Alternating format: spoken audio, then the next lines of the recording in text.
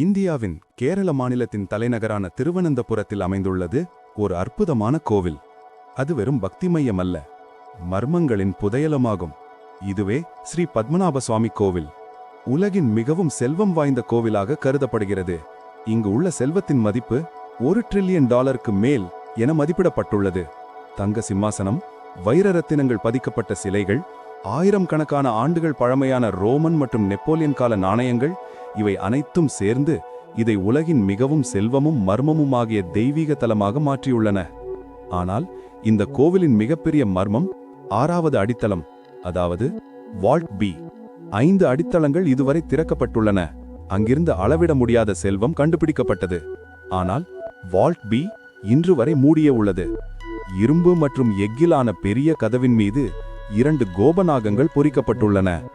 இதை அஷ்டநாக பந்தன மந்திரம் மூலம் முத்திரையிடப்பட்டுள்ளது என்று கூறப்படுகிறது. யாராவது இதை வலுக்கட்டாயமாக திறக்க முயன்றால் உயிருடன் திரும்பி வர முடியாது என்றும் நம்பப்படுகிறது. 1930களில் இதை திறக்க முயன்ற சில பணியாளர்கள் திடீரென மரணம் அடைந்ததாக கூறப்படுகிறது. மேலும் 2011ஆம் ஆண்டு உச்சநீதிமன்றத்தின் மேற்பார்வையில் 5 அடித்தளங்கள் திறக்கப்பட்ட போதும் இந்த 6வது வால்ட்டை யாரும் தொட துணியவில்லை. இந்த கோவில் பற்றிய குறிப்புகள் மகாபாரதம், விஷ்ணு புராணம் மற்றும் பத்ம புராணம் போன்ற புனித நூல்களில் காணப்படுகின்றன. இங்கே திவாகர முனிவருக்கு பகவான் விஷ்ணுவின் விசாலமான வடிவம் தரிசனம் கொடுத்ததாக கூறப்படுகிறது. பின்னர் 18ஆம் நூற்றாண்டில் திருவாங்கூர் மன்னர் மார்த்தாண்டவர்மா தன் முழு ராஜ்யத்தையும் பகவான் பத்மநாபரின் பாதங்களில் அர்ப்பணித்து தன்னை அவரது அடியனாக அறிவித்தார். இந்த கோவில் அதன் மர்மமான அடித்தளங்களுக்கே அல்ல, அதிசயமான கட்டிடக்கலைக்கும் விஞ்ஞான ரீதியான அதிசயங்களுக்கும் பெயர் பெற்றது. ஆண்டுக்கு 2 முறை சூரிய கிரகண சமநிலை காலங்களில் சூரிய கதிர்கள் கோவிலின் ஜன்னல்களில் வழியாக பாய்ந்து முழு கோவிலும் தங்க நிற ஒளியில் மிளிர்கிறது. கோவிலின் பிரதான சிலையும் மிகவும் விசித்திரமானது. 18 அடி நீளமான பகவான் விஷ்ணுவின் சாலிகிராம சிலை அவர் ஆதிசேஷனின் மீது சாய்ந்து உறங்கும் நிலையில் உள்ளார். இந்த சிலையை முழுமையாக பார்க்க 3 கதவுகள் வழியாகவே காண முடியும். முதல் கதவிலிருந்து தனை, 2வது கதவிலிருந்து நாபி, 3வது கதவிலிருந்து பாதம். ஆனால் கேள்வி என்னவெனில், இந்த வால்ட் பியின் ரகசியம் என்ன? ஏன் இதுவரை யாராலும் திறக்க முடியவில்லை? இதற்கு பின்னால் ஏதேனும் சாபம் இருக்குமா? அல்லது உலகத்திலிருந்து மறைக்கப்பட்ட புதையல்கள் உள்ளதா? ஒரு நாள் இது திறக்கப்பட்டால் உண்மையிலேயே பேரழிவு ஏற்படுமா? இது நூற்றாண்டுகளாக பக்தர்களையும் விஞ்ஞானிகளையும் ஆச்சரியத்தில் அழுத்தி வந்துள்ளது. ஆகவே வாருங்கள், இந்த அதிசயமும் மர்மமும் பயணத்தை தொடங்குவோம்.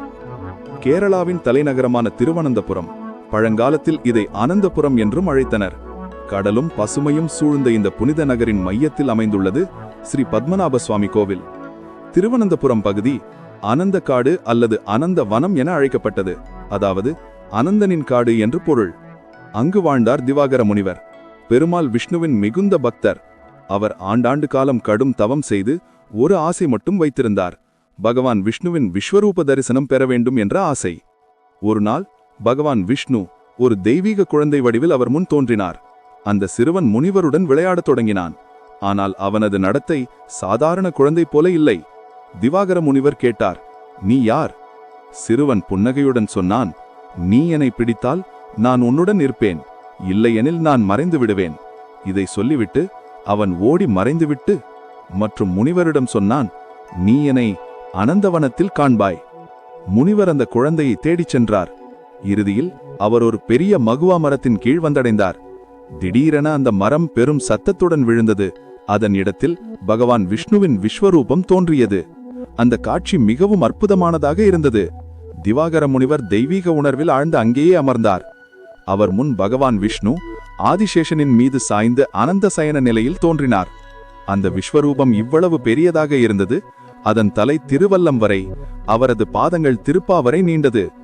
முனிவர் அந்த வடிவத்தை முழுமையாக காண முடியவில்லை. அவர் கைகளை இணைத்து வேண்டினார், "ஓ பிரபு, தயவு செய்து உங்கள் வடிவத்தை சிறிது குறைய செய்யுங்கள், நான் உங்களை முழுமையாக தரிசிக்கட்டும்." பகவான் அவரது வேண்டுகோளை ஏற்றுக்கொண்டார். தம் விஸ்வரூபத்தை சிறிதாக்கி அங்கேயே அனந்த சயன ரூப தரிசனம் கொடுத்தார்.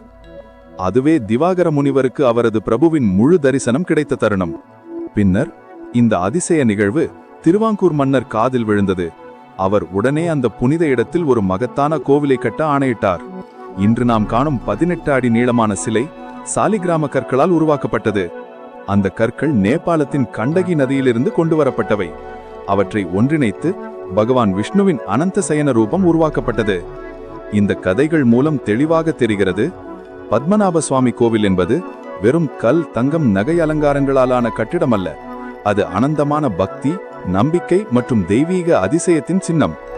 இங்குள்ள சிலை, வழிபாட்டு மரபுகள் மற்றும் அதன் ஆழமான வரலாறு, இவை அனைத்தும் சேர்ந்து இதை இந்தியாவிலே அல்ல, முழு உலகின் அதிக மர்மமிருந்த தெய்வீக தலங்களில் ஒன்றாக ஆக்குகின்றன. ஆனால் ஒரு கேள்வி எழுகிறது, இவ்வளவு தொன்மையான புனித கோவில் என்றால் அதன் வரலாற்றில் மன்னர் மார்த்தாண்டவர்மா மற்றும் திருவாங்கூர் ராசவம்சம் என்ன பங்காற்றினார்கள்? அவர்கள் எப்படிப்பட்ட வரலாற்று செயலை செய்தார்கள்? பத்மநாப சுவாமி கோவிலின் வரலாறு திருவாங்கூர் ராசவம்சத்துடன் ஆழமாக இணைந்துள்ளது. இந்த ராசவம்சம் கேரளாவின் அரசியல் மற்றும் கலாச்சார மையமாக மட்டுமல்ல, இந்த கோவிலை உலகின் மிகவும் பணக்கார மற்றும் மர்மமான கோவிலாக மாற்றியதில் மிகப்பெரிய பங்கை வகித்தது. 18ஆம் நூற்றாண்டில் திருவாங்கூர் மன்னர் அணிழம் திருநாள் மார்த்தாண்டவர்மா ஆட்சியை ஏற்றுக்கொண்டார். அவர் தென்னிந்தியாவின் சக்தி வாய்ந்ததும் தூரநோக்கு கொண்டதுமான அரசர்களில் ஒருவராக கருதப்படுகிறார். மார்த்தாண்டவர்மர் சிறு சிறு ராஜ்யங்களை ஒன்றிணைத்து திருவிதாங்கூரை வலிமையான ஒற்றுமை பெற்ற சாம்ராஜ்யமாக மாற்றினார். அவரது ஆட்சி காலத்தில் திருவாங்கூர் அரசியல் ரீதியாக வலுப்பெற்றது மற்றும் மத ரீதியாக பத்மநாப சுவாமி கோவிலின் முக்கியத்துவம் அதிகரித்தது. 1750ஆம் ஆண்டு மார்த்தாண்டவர்மா ஒரு வரலாற்று முக்கியமான முடிவை எடுத்தார். அவர் திரிபாத தானம் என்று அழைக்கப்படும் ஒரு சிறப்பு மத நிகழ்வை நடத்தி அதில் தன்னுடைய திருவிதாங்கூர் ராஜ்யத்தையும் அதன் சொத்துகளையும் படைகளையும் அரண்மனைகளையும் பொக்கிஷங்களையும் அனைத்தையும் பகவான் பத்மநாப சுவாமியும் திருவடிகளுக்கு அர்ப்பணித்து தன்னை பத்மநாபதாசன் என அறிவித்தார். இது இந்திய வரலாற்றில் ஒரு அபூர்வமான நிகழ்வு.